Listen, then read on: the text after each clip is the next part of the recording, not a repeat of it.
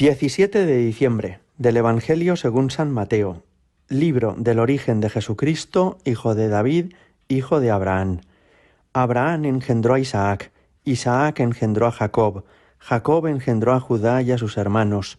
Judá engendró de Tamar a Fares y a Zará.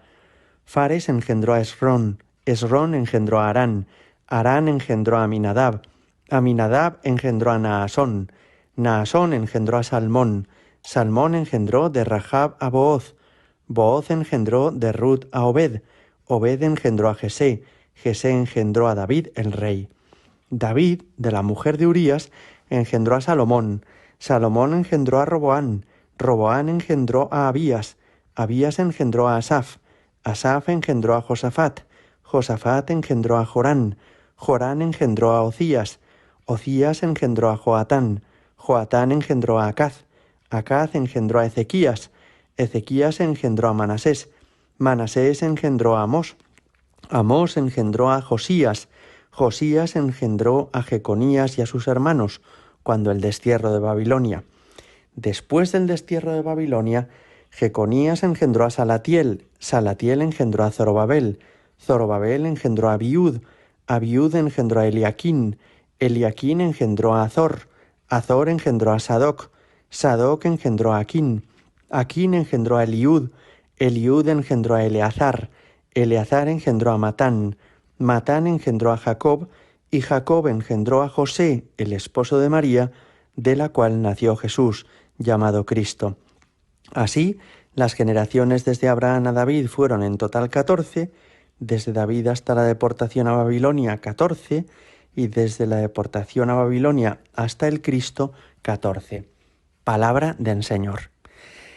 A lo mejor alguno esta mañana piensa, ¿por dónde va a salir el sacerdote para hacer un comentario de una lista de nombres que parece la guía de las páginas amarillas o de las páginas de las guías telefónicas? Pues mirad, hay muchos datos en este evangelio que hemos escuchado que nos hacen a todos mucho bien y sobre los que vamos a reflexionar brevemente. En primer lugar, es precioso caer en la cuenta de que Jesús no ha venido como un meteorito desde el universo, desde la galaxia al mundo, sino que se ha insertado en una tradición, en una familia. Y digo que esto es precioso porque quiere decir que ha sido en todo como nosotros. No es un extraterrestre, sino que es un hombre como nosotros. Dios, pero que se introduce en la historia, en un pueblo, en una raza, en una familia. Para los israelitas, además, la vida humana se prolonga en los descendientes, y por eso para ellos, que nazca Jesús y nazca como descendiente de Abraham y como descendiente del rey David, es muy importante, porque entendían los israelitas que así el reinado de David sería más pleno y más definitivo si el Mesías es descendiente de David. Y que Jesús sea descendiente de Abraham significa que el pueblo elegido ha llegado también a su plenitud, que el pueblo de Israel ha encontrado en él su cima.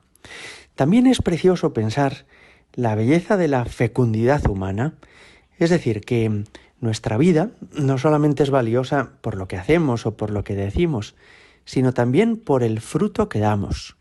Unos padres de familia que tienen hijos saben que aunque ellos se marchen de este mundo, su familia seguirá en este mundo gracias a esos hijos y a esos nietos.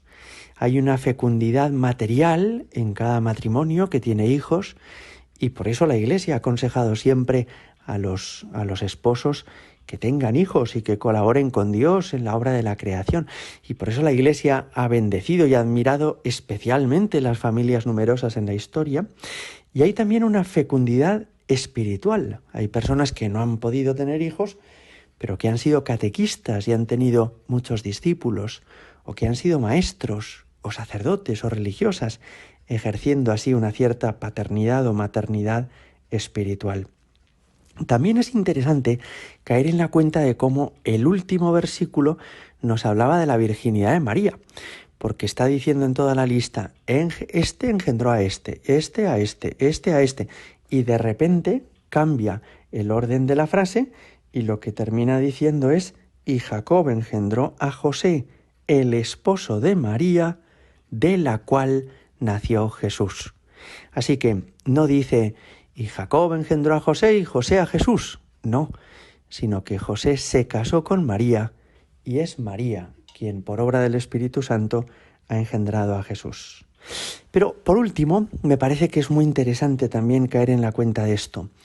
Para que Jesús, cuando era niño, supiera quién era Él, le hacían falta dos cosas. En primer lugar, recordar que Él es el Verbo eterno de Dios que ha venido desde el cielo. Y desde que tuvo conciencia de sí mismo, supo que Él era el Mesías y el Cristo, el enviado por Dios.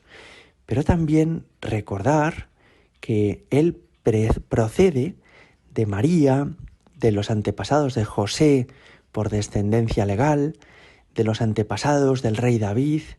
En el fondo, que Él tiene también unas raíces, unos antepasados, que Él procede de una tradición. ¿Y por qué os digo que esto es interesante?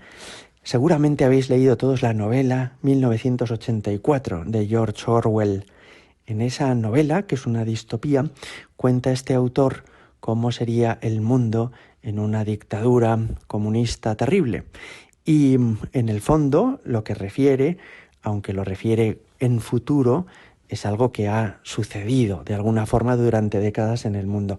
Bueno, pues en esta obra se dice esta expresión: quien controla el pasado, controla el presente, y quien controla el presente, controla el futuro. ¿Y por qué dice esto?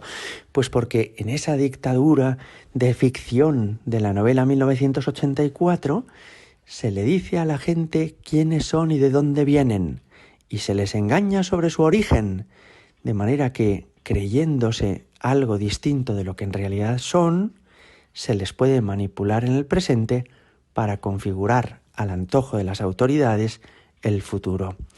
Esto tiene mucha importancia. También en la actualidad hay un deseo de reescribir el pasado y de terminar diciéndonos a todos que somos víctimas de no sé cuántas personas y de no sé cuántas cosas horrorosas que hemos vivido, y en realidad, de esta manera, lo que querrían es configurarnos en el presente de una determinada forma, para hacer de nosotros y de nuestro pueblo en el futuro algo muy concreto. Por eso es muy importante que conozcamos bien la historia, que nadie nos engañe con respecto al pasado, que sepamos bien de dónde procedemos, cuál es nuestra tradición, en qué pueblo hemos venido al mundo y qué es lo que realmente ha sucedido con nuestra familia y con nuestro pueblo en la historia.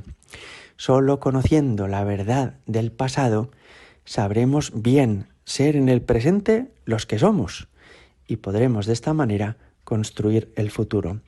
Jesús lo tuvo claro, quiénes eran sus antepasados, sus abuelos, bisabuelos, tatarabuelos, cuál era la tradición en la que él había venido al mundo.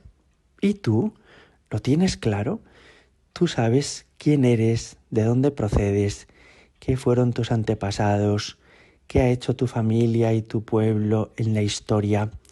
En el fondo, ¿sabes quién eres? ¿Sabes cuáles son tus raíces? No es que haya que tener miedo a innovar en el futuro, a ser creativos y originales, pero el ser tradicionales, el ser fieles a nuestra historia, nos ayuda a no vivir desgajados, sino a vivir continuando lo que comenzaron nuestros antepasados. Gloria al Padre, y al Hijo, y al Espíritu Santo, como era en el principio, ahora y siempre, y por los siglos de los siglos. Amén.